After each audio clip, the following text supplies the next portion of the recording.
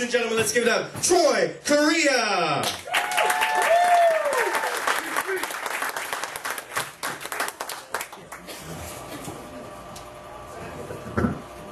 Hello, Fairfield. We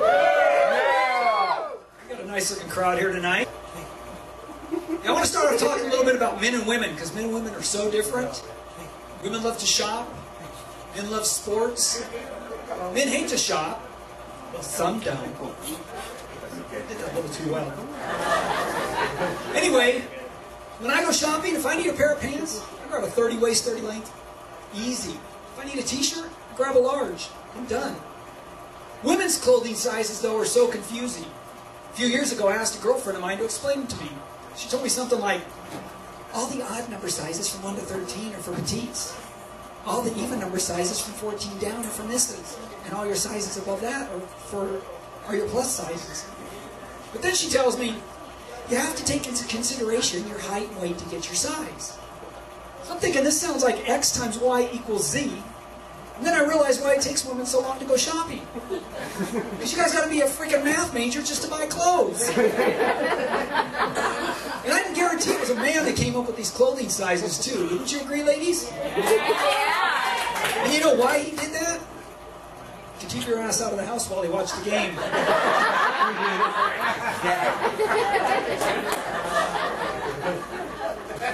And I've been single for a while, doing the internet dating thing. You know, and one thing, I don't know about the guys' profiles, but on the women's profiles, I'd say about 15% of them have photos of them taking pictures of themselves in a mirror. Now, the thing that bothers me about this is that these women want you to date them, yet they don't even have a single friend that can take their picture for them. Yeah, what's up with all these women, too, that put every photo on their profile completely out of focus? Are these their, this is what I'm going to look like when you're drunk photos? And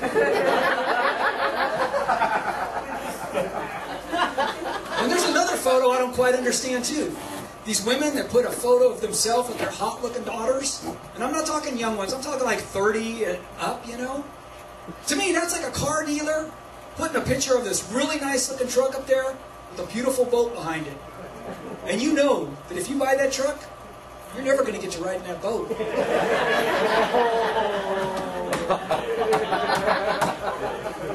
I've actually gone out a few times on some of these with some of these dates. You know, I eventually went out with this gorgeous-looking woman, and we went out during the course of our evening.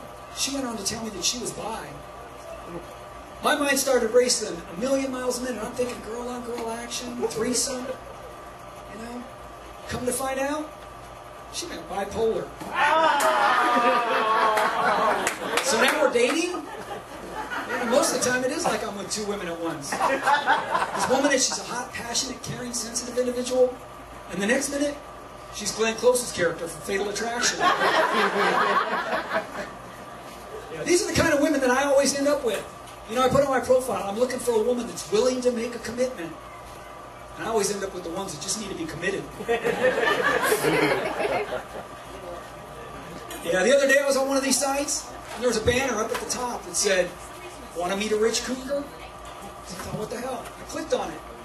It took me to a link to make a donation to the cougars at the Philadelphia Zoo. Yeah, I was actually married quite a few years ago, and like a lot of marriages, it ended in divorce. And it was actually an easy divorce, but the one problem we had is that she wanted $500 a month alimony.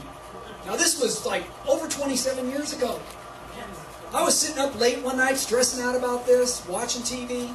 Some guy comes on and goes, "Did you know that you could feed, clothe, and shelter a family of 4 for just 21 cents a day?"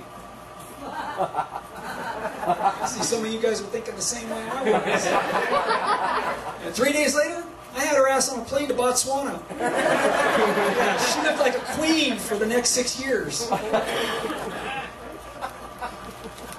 Yeah, I think of a lot of strange stuff, you know. Like, I wonder, too, why is it that people go out and they'll bitch about gasoline being $4 a gallon, but yet they'll go out and spend $4.50 for a 20-ounce Starbucks every day?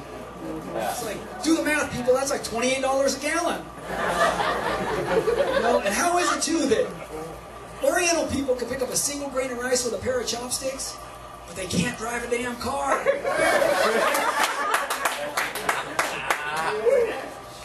Yeah. How is it that we have the technology to make a CD player that will not skip when you're doing 70 miles an hour down a bumpy highway? Yet they can't make a grocery cart that doesn't have that one wheel that goes digga digga digga digga digga digga. Yeah, the other day I was out in Berkeley. Went to go to some of the used record stores out there. And I had to park on one of the side streets as I'm walking down towards the corner of Telegraph Ave. They got this big sign up there that says drug-free zone. I'm thinking, yeah, right, this is the hippie capital of the world, and you got a sign like that up there? That's like putting a sign that says white trash free zone in front of Wal-Mart.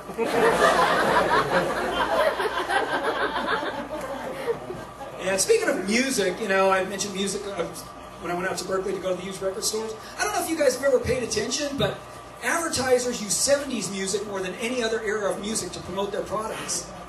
Now, I love that music. That's what I grew up on. And because I'm a creative person, I think I would make a great marketing director. You know, the guy that's got to match the product to the song. So I've come up with a few. You guys let me know what you think. Start off with something real basic, like Peter Frampton's Show Me the Way for MapQuest. Or how about the Partridge Family's Come On Get Happy for Prozac. Or we can get a little more serious and do a public service announcement featuring Elvis Presley's Burnin' Love for gonorrhea. Or James Taylor's You've Got a Friend for Suicide Hotline. Yeah, what about Three Dog Nights, Mama Told Me Not to Come for Planned Parenthood. Or Atlantic Rhythm Section, So Into You for Trojan Condoms. Well, one of my favorites, some of the women are probably going to kill me for this one, Elton John's The Bitch Is Back for My Doll. Hey everybody, that's my time. You guys have been a great crowd. My name's Troy Correia. I want to thank Casey for getting me out here tonight. And I hope you guys enjoy the rest of the show.